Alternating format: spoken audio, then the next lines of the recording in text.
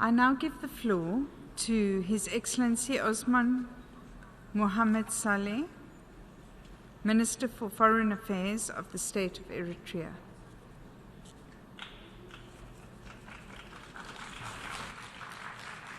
Thank you.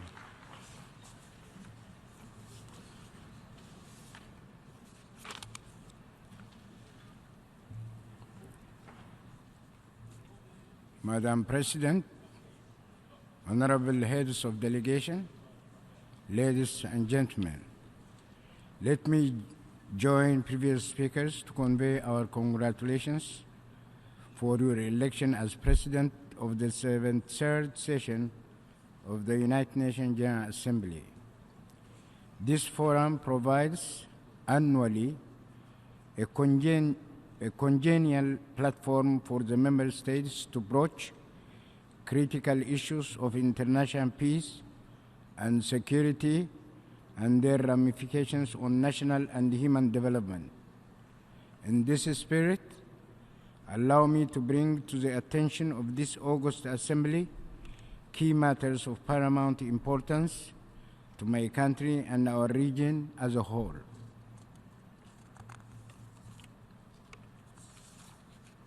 As you are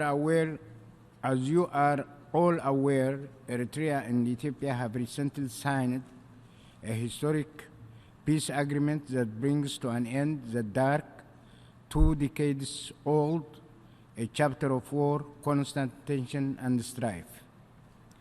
This historic achievement, even if belated by almost 16 years, will allow both countries to funnel their resources, potential, and positive energy solely towards much-needed development.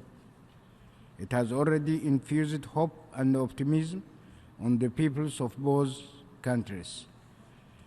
Its positive dividend for regional peace and security is too palpable to merit emphasis. This is indeed attested by new frameworks of all-rounded cooperation that have been set in motion in the past 2 months or that are on the offing at the regional level. Eritrea wishes to express its gratitude to various countries that contributed in different ways and that have demonstrated their political goodwill to the success of the historical process underway. Madam President, distinguished delegates, let me now revert to a perplexing injustice that has afflicted my country for almost a decade. I am referring to the unwarranted sanctions that were imposed on Eritrea in December 2009 and 2011, respectively. With positive winds of peace flowing in our region, several United Nations Security Council member states are these days calling for the immediate lifting of the deplorable sanctions. The diplomatic discourse is not, however, fully coherent. As it happens, some countries are looking for procedural and other pretexts and preconditions. The apparent aim is to move the goalpost and maintain the illegal sanctions on Eritrea. As an aggrieved party which has stood for 9 long years on the receiving end of the miscarriage of justice, Eritrea cannot and will not plead for clemency or magnanimity. The people and government of Eritrea will continue to stand for their rights until justice is achieved and wrongs meted to them are redressed. Madam President, distinguished delegates, the transgressions perpetrated against Eritrea are, in many ways,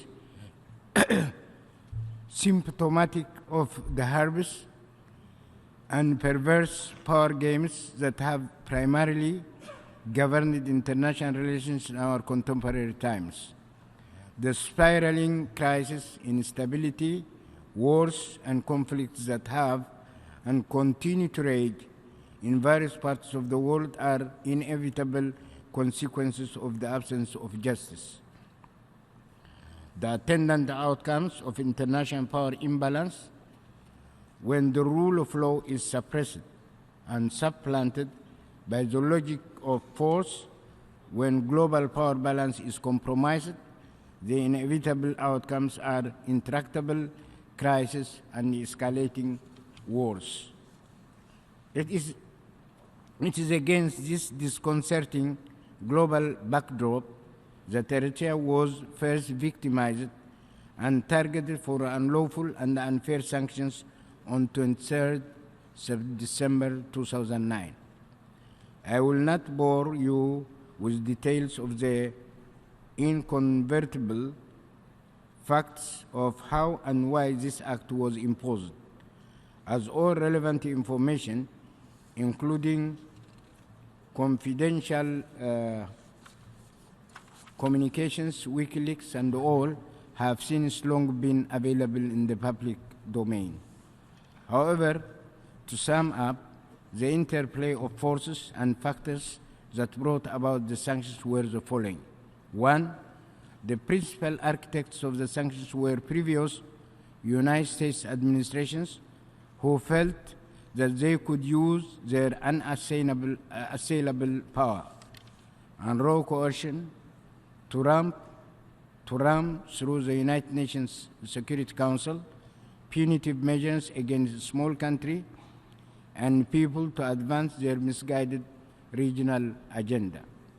It is worth remembering here that certain officials in the United States administration had mulled imposing similar sanctions on Eritrea in 1999-2000 at the height of the border war with Ethiopia in order to impose asymmetric arrangements through coercive means. The fabricated charges peddled in 2009 were, in fact, suitable improvisations to implement a prevalent agenda. Two, the second cause for the imposition of the sanctions was the inability of the United Nations system to prevent such wrongs from happening, as well as systemic flaws, political horse trading in the operations of the United Nations Security Council. Here again, one must remember that the United Nations Security Council had failed to take any meaningful action against Ethiopia. This was despite the fact that previous Ethiopian regimes had flagrantly violated the United Nations Charter and the Algiers Peace Agreement guaranteed by the same United Nations Security Council when they refused to abide by the final and binding decisions of April 13, 2002 of the Eritrea-Ethiopia Boundary Commission, the EEBC. Third, the third factor in the imposition of the sanctions was the existence of governments that served the agenda of major powers. In the case of the sanctions on Eritrea, the principal architects restored to regional Trojan horses to imbue an African face to their resolutions. Madam President, distinguished delegates, the sanctions imposed on Eritrea for the last 9 years have entailed considerable economic damage to the country and unnecessary hardships on its people. The related campaigns of smear and defamation have inculcated immeasurable damage to the reputation of the country and to the prospects and potential of investment. Perhaps the biggest damage was the regional instability and the insecurity that this state of affairs bred and exacerbated. The actual cost incurred and the opportunities forfeited, both at the national and regional levels, are thus very huge. In the event and in light of the widely acclaimed peace and cooperation that has broken in the region, certain countries to choose to ignore the stark truth and to prolong the sanctions regime in Eritrea is astounding. In the past six decades, The Eritrean people have waged long and difficult struggle to advance the cause of justice and to foster a climate that is conducive for mutual security and stability in the region. Those robust convictions and legacy have indeed enabled them to withstand all the wrongs and scars inculcated by unfair sanctions. Through characteristic resilience and hard toil, they have now vanquished the injustices perpetrated on them. In conclusion, as I stressed earlier, the people of Eritrea have not committed a crime or transgression that impels them to seek clemency. As such, they are not only calling for the immediate rescinding of the sanctions, but they are also asking and deserve amends for the damages incurred and the opportunities forfeited. I thank you very much.